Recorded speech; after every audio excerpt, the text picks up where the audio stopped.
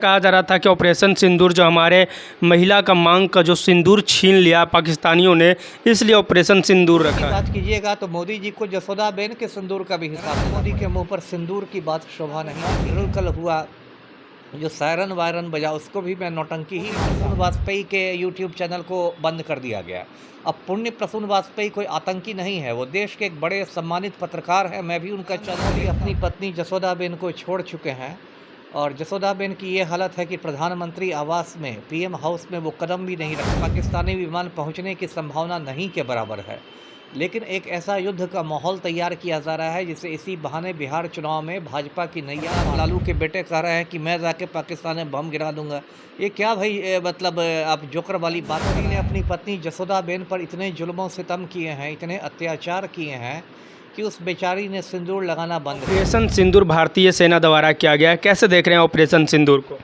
देखिए, कल आधी रात में ऑपरेशन सिंदूर हुआ है और उसमें भारतीय सेनाओं ने पाकिस्तान में आतंकी ठिकानों को तबाह किया है, तो ये अच्छी बात है।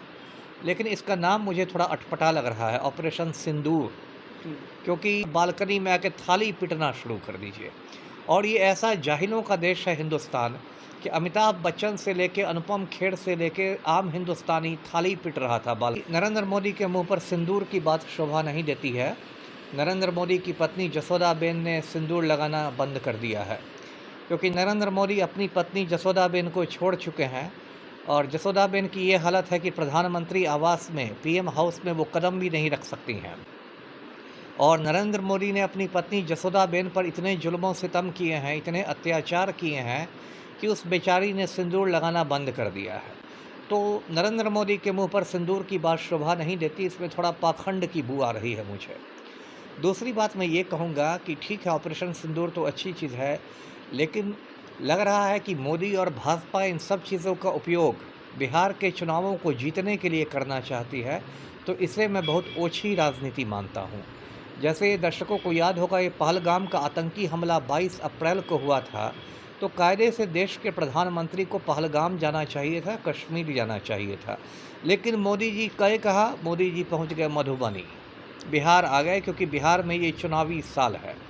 फिर अभी जो पटना में मॉक ड्रिल कल हुआ, जो सायरन वायरन बजा, उसको भी मैं नौटंकी ही मानता हूँ। पटना कोई सीमावर्ती शहर नहीं है, पटना कोई पाकिस्तान की सीमा से लगा हुआ शहर नहीं है, पटना में पाकिस्तानी विमान पहुँचने की संभावना नहीं के बराबर है।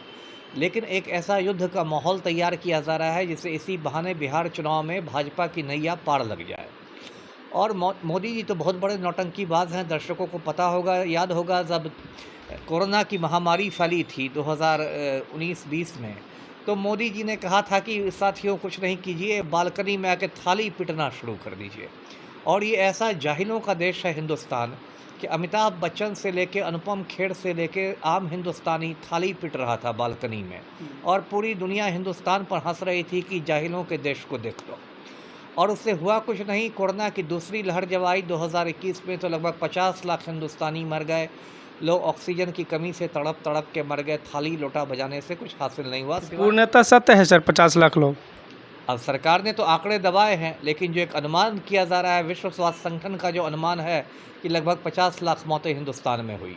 सरकार ने तो वो आंकड़ा दबाया, बहुत सारी लाशों को गंगा में बहा दिया गया, बालू में छिपा दिया गया, वो तो अलग ही किस्सा हो जाएगा। सर, ऐसा कहा जा रहा था कि ऑपरेशन सिंदूर जो हमारे महिला का मांग का जो सिंदूर छीन लिया पाकिस्तानियों ने, इसलिए ऑपरेशन सिंदूर रखा है। तो वही तो पाखंड है कि नरेंद्र मोदी ने अपनी पत्नी के मांग का सिंदूर छीन लिया, तो उस पर तो जसोदाबेन भी तो सिंदूर का हिसाब मांगेगी।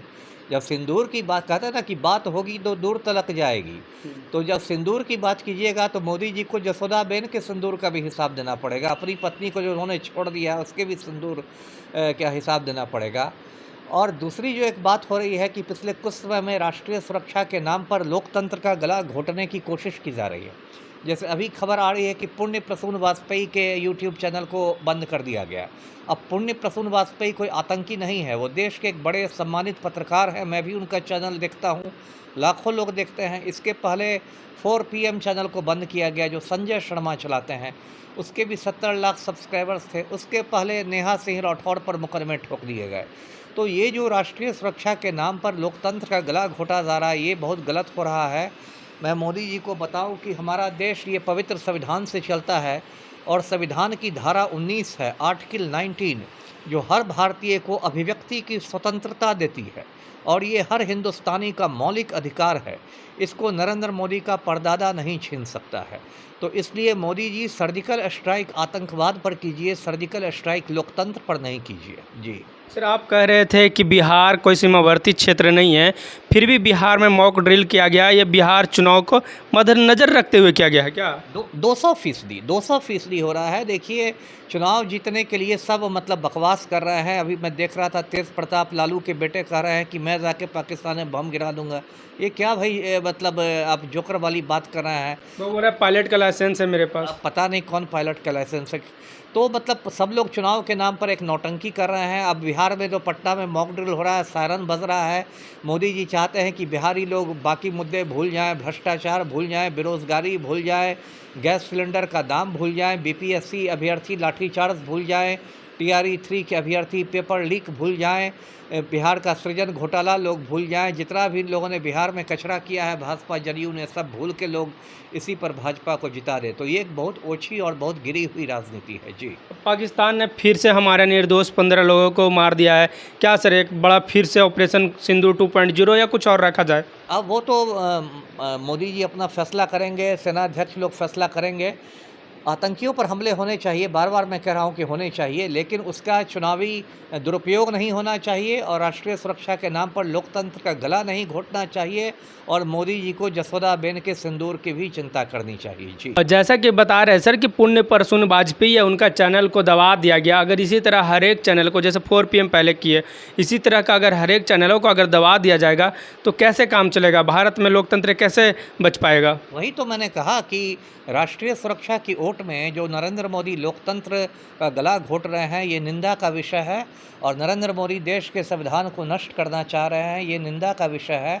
और मुझे लगता है कि नरेंद्र मोदी में किम जोंग उन की आत्मा का प्रवेश हो गया है।